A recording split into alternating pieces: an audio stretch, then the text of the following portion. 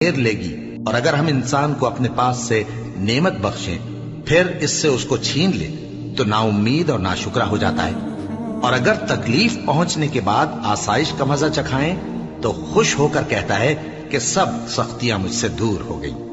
بے شک وہ ہے ہی خوشی میں مست ہو جانے والا، بڑا فخر جتانے والا۔